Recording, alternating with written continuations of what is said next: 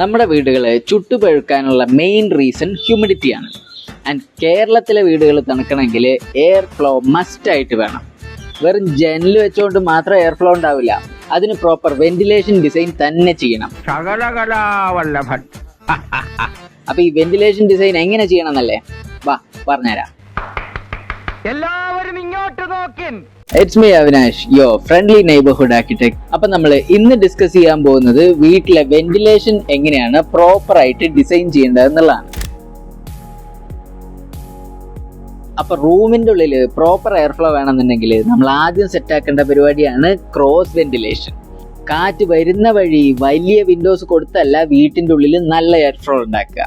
വലിയ വിൻഡോസ് പുറത്തുനിന്ന് അടിച്ചു കയറുന്ന കാറ്റിനെ ആ വരുന്ന സ്പീഡിലും ടെമ്പറേച്ചറിലും അകത്ത് കയറ്റി ട്രാപ്പ് ആക്കും. അതിപ്പോ ചൂട് കാറ്റാണ് അടിക്കണമെങ്കിൽ അങ്ങനെ തന്നെ ഉള്ളിൽ കയറും.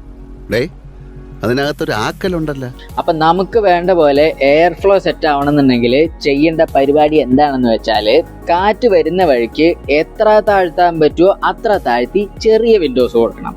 കൂടെ ഓപ്പോസിറ്റ് സൈഡ് അതിന്റെ ഡബിളോ അതിലും കൂടുതലോ സൈസിൽ വലിയ വിൻഡോസ് അപ്പർ സൈഡിലേക്കും കൊടുക്കണം. പിന്നെ ഈ താഴെ മുകളിലും പ്ലേസ്മെന്റ് എന്താണെന്നല്ലേ, കോൾഡ് എയർ ഹെവി ആയതുകൊണ്ട് അതെപ്പോഴും താഴെയും ഹോട്ട് എയർ മേലെ ആയിരിക്കും ഉണ്ടാവുക. അപ്പൊ ഹോട്ട് എയറിന് വേഗം എസ്കേപ്പ് ആവാനായിട്ടാണ് വലിയ വിൻഡോസ് ഹൈറ്റ് റൈസ് ചെയ്ത് പ്ലേസ് ചെയ്യുന്നത്. പിന്നെ ചെറിയ വിൻഡോസ് താഴെ പ്ലേസ് ചെയ്യുമ്പോൾ കോൾഡ് എയർ റൂമിൽ ഡിസ്ട്രിബ്യൂട്ട് ആവുകയും ചെയ്യും. ആരോട് ഇതിങ്ങനെ എത്ര വട്ടം പറഞ്ഞു? ഈ ചെറിയ വിൻഡോസ് പുറത്തുനിന്ന് വരുന്ന കാറ്റിന് ഒരു ബോട്ടിൽ നെക്ക് എഫക്റ്റ് ക്രിയേറ്റ് ചെയ്യും. വലിയ സ്പേസിൽ ഫ്ലോ ചെയ്യുന്ന എയറിനെ ചെറിയ വിൻഡോസ് സ്ക്വീസ് ചെയ്ത് അകത്തോട്ട് വിടും. എന്നിട്ട് ഈ ചെറിയ ബോട്ടിൽ നെക്കിലൂടെ സ്ക്വീസ് ചെയ്ത് വരുന്ന എയർ റൂമിലേക്ക് കയറി എക്സ്പാൻഡ് ആവുമ്പോൾ തണുക്കും. അതിന് പറയുന്ന പേരാണ് ജൂൾസ് തോംസൺ എഫക്റ്റ്. ഗ്യാസ് പെട്ടെന്ന് എക്സ്പാൻഡ് ചെയ്യുമ്പോൾ തണുക്കുന്ന പരിപാടി. ഈ വിൻഡോസിൽ കൂടി കാറ്റടിച്ച് കയറുമ്പോൾ ഒരു തണുപ്പ് ഫീൽ ചെയ്യില്ലേ, അത് ഇതുകൊണ്ടാണ്. ശരി, അപ്പൊ അങ്ങനെയാണ് സംഗതികളുടെ കിടപ്പ്. ഇനി ചെറിയ വിൻഡോസ് മാത്രം പോരാ, ഈ കാറ്റിനെ പ്രോപ്പറായിട്ട് വീട്ടിന്റെ ഉള്ളിലേക്ക് ചാനൽ ചെയ്യണമെന്നുണ്ടെങ്കിൽ എയർ പോക്കറ്റ്സ് കൂടി സെറ്റ് ആക്കണം. യൂഷ്വലി കാറ്റ് വരുന്ന വഴിക്ക് പ്ലെയിൻ വാൾസ് വെക്കുമ്പോൾ വീടൊരു ബ്ലോക്ക് പോലെ ആക്ട് ചെയ്ത് ആ വരുന്ന കാറ്റിനെ രണ്ട് സൈഡിലേക്കും തട്ടിത്തെറിച്ച് കളയും. അങ്ങനെ ഇല്ലാതിരിക്കാനായിട്ട് റൂം മുന്നോട്ടും പുറകോട്ടും ഒക്കെ വലിച്ചു വെച്ചോ, എക്സ്ട്രാ വാൾസ് വെച്ചിട്ട് റിസസ് ഉണ്ടാക്കിയിട്ടോ, അല്ലെങ്കിൽ വിൻഡോസിന്റെ രണ്ട് സൈഡും വാളിൽ നിന്ന് വെളിയിലേക്ക് വിങ് വാൾസ് ചാടിച്ചു കൊടുത്തിട്ടോ ഒക്കെ എയർ പോക്കറ്റ്സ് ഉണ്ടാക്കണം.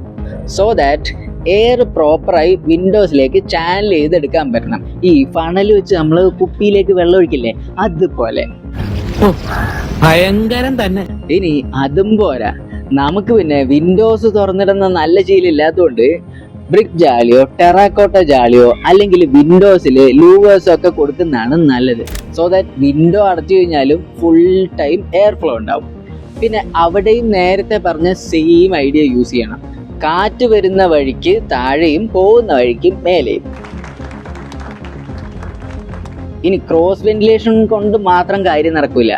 ക്രോസ് വെന്റിലേഷൻ കൊണ്ട് ഉള്ള കാറ്റിനെ യൂസ് ചെയ്യാൻ മാത്രമേ പറ്റുള്ളൂ, കാറ്റ് എപ്പോഴും ഉണ്ടാവില്ല. അപ്പൊ എന്താ ചെയ്യാ? അതിനാണ് വീടിനൊരു ലങ്സ് വേണ്ടത്, എ ബ്രീതിങ് ലങ്സ്. നടുമുറ്റം, ആങ്കണം, അങ്കള, ആങ്കൻ, ചൗക്ക് എന്നൊക്കെ വിളിക്കുന്ന മെയിൻ ഹീറോ കോട്ട്യാട്. വീടിന്റെ ഉള്ളിലോ സൈഡിലോ ഒക്കെ ആയിട്ട് വെയിലും മഴയും ഒക്കെ കൊള്ളുന്ന ഒരു ഓപ്പൺ ഏരിയക്കാണ് കോട്ട്യാട് എന്ന് പറയുക. അപ്പൊ ഈ കോട്ട്യാടിൽ യൂഷ്വലി റഫ് സ്റ്റോണൊക്കെ കൊണ്ടായിരിക്കും പേവ് ചെയ്യുക. അപ്പൊ ഈ സ്റ്റോണിൽ വെയിലടിച്ച് പഴുക്കുമ്പോൾ ആ എയർ ചൂടാവും. ഹോട്ട് എയർ ലൈറ്റ് ആയതുകൊണ്ട് അത് മേലേക്ക് മൂവ് ചെയ്യും. അപ്പൊ അവിടെ ഒരു വാക്യൂം ക്രിയേറ്റഡ് ആവും. അത് ചുറ്റുമുള്ള റൂംസിൽ നിന്ന് എയർ പുൾ ചെയ്യും. ബേസിക്കലി കോട്ട്യാട് ഒരു ഹ്യൂജ് എക്സോസ്റ്റ് പോലെ വർക്ക് ചെയ്യും. ഇതിന് പറയുന്ന പേരാണ് സ്റ്റാക്ക് എഫക്റ്റ്. ഇതിൽ ശ്രദ്ധിക്കേണ്ട കാര്യം എന്താണെന്ന് വെച്ച് കഴിഞ്ഞാൽ, ഡിസൈൻ ചെയ്യുമ്പോൾ വിൻഡോസും കോട്ട്യാടും ഒരുമിച്ച് വർക്ക് ചെയ്ത് റൂം കൂളാക്കുന്ന പോലെ വേണം സെറ്റാക്കാൻ. വിൻഡോസ് പുറത്തുള്ള കാറ്റ് എയർ റൂമിലേക്ക് തണുപ്പിച്ച് കയറ്റണം. കോട്ട്യാട് റൂമിലെ എയർ പുള്ള് ചെയ്ത് പുറത്ത് കളയണം. അതിന് പകരം പുറത്ത് ഓൾറെഡി ഉള്ള ഹോട്ട് എയർ പുള്ള് ചെയ്യുന്ന പോലെ ആവാതിരിക്കാൻ പ്രത്യേകം ശ്രദ്ധിക്കണം. ഇനിയിപ്പോൾ ഇതിൻ്റെ ട്വിസ്റ്റ് എന്താണെന്ന് വെച്ച് കഴിഞ്ഞാൽ, വെയിലിൻ്റെ ചൂട് കൂടുന്നതിനനുസരിച്ച് കോട്ട്യാടിൻ്റെ പവറും കൂടും. ഇപ്പൊ എല്ലാം ശരിയായില്ലേ? ഉഷ്ണം ഉഷ്ണേന ശാന്തികൃഷ്ണ എന്നാണല്ലോ ചൊല്ലേ. വെയിലിനെ വെയിൽ കൊണ്ട് തന്നെ ഡീൽ ചെയ്യുക. കോട്ടിയാടും വിൻഡോസും സെറ്റായാല് പിന്നെ നോക്കേണ്ടത് റൂഫ്സും വാൾസും ആണ്. രാവിലെ നമ്മൾ വെയിലിനെ കൊണ്ട് പട്ടിപ്പണി എടുപ്പിച്ചു, രാത്രി പക്ഷെ അത് നടക്കില്ല. റൂമിൽ ഹ്യൂമിഡിറ്റി ട്രാപ്പ് ആകാൻ ചാൻസ് ഉണ്ട്. അപ്പൊ അതിനെ ഡീൽ ചെയ്യാൻ ബ്രീത്തബിൾ ആയ വാൾസും റൂഫ്സും വേണം. കണ്ടമാനം മൈക്രോ ഓട്ടകളുള്ള മെറ്റീരിയൽസ് ആണ് നമ്മൾ യൂസ് ചെയ്യേണ്ടത്. നമ്മുടെ usual stones, burnt clay bricks, പോറോത്ത്, മഡ് ബ്ലോക്സ് ഒക്കെ ഈ കാര്യത്തിൽ ഉഷാറാണ്. അകത്തുള്ള ഹ്യൂമിഡിറ്റി വലിച്ച് പുറത്തേക്ക് കളയും. ഈ കളിമണ്ണിന്റെ പോട്ടിൽ വെക്കുന്ന വെള്ളം തണുക്കുന്ന പോലെ തന്നെ റൂംസും തണുക്കും. അതിന് പറയുന്ന പേരാണ് evaporative cooling. Oh, I see. Yes, I am in the sea. കോൺക്രീറ്റും സിമെന്റ് പ്ലാസ്റ്ററിങ്ങും ഒക്കെ വില്ലനാവുന്നത് ഇവിടെയാണ്. പോറസ് ആണെന്നുണ്ടെങ്കിലും അത്രക്ക് പോരാ.